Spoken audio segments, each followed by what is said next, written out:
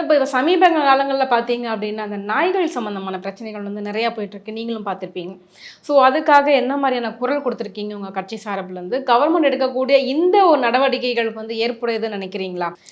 இல்லை, அதாவது பாதிக்கப்படக்கூடியவர்களுக்கு ஆதரவாக நிற்பது தான் நியாயம், அதுதான் தர்மம். புரியுதுங்களா?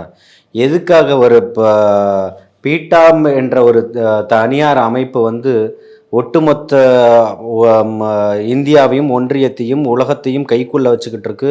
இது வந்து ஒரு இன்டர்நேஷ்னல் பிராண்டில் வரக்கூடியது தான் இங்கே பிரச்சனையே. ஜல்லிக்கட்டுக்கான ஒரு தடையை வாங்கியது அதே பீட்டா தான். ஆமாம், புரியுதுங்களா? அப்போ ஒரு பேர் வந்து உச்ச நீதிமன்றத்தினுடைய நீதிபதி ராதாகிருஷ்ணன் நினைக்கிறேன். அதற்காக வாதாடினவர் அண்ணன் பிரபாகரன், உச்ச நீதிமன்றத்தினுடைய மிகப்பெரிய உலக நாடுகளில் ஆஜராகக்கூடிய ஒரு வழக்கறிஞர் அண்ணன் பிரபாகரன். இன்னைக்கு ஜல்லிக்கட்டு நடக்குதுன்னா அதுக்கு காரணம் யுனெஸ்கோ வரைக்கும் போய் போராடினவர் அவர் தான், பிரபாகரன் தான். இன்னைக்கு அவர் பல சமூகத்துக்கான பிரச்சனைகளை எடுத்து பேசியவர். அப்பேற்பட்ட அவர் இங்கே இருக்கும்போது தான் அந்த நீதிபதியின் மேல் குற்றவியல் நடவடிக்கை எடுக்கப்பட்டது.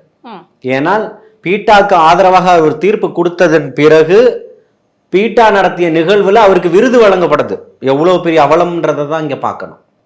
ஒரு நீதிபதி ஒரு தீர்ப்பை வாசித்ததற்கு பிறகு அந்த அமைப்பு நடத்தக்கூடிய நிகழ்வுல பங்கெடுத்து அது தரக்கூடிய விருதை வாங்குறாரு. அதுதான் அவர் பெற்ற லஞ்சம்னு இவர் முன்வைக்கிறாரு வாதத்தை. அந்த வழக்கு நிலுவையில் ஆயிடுது.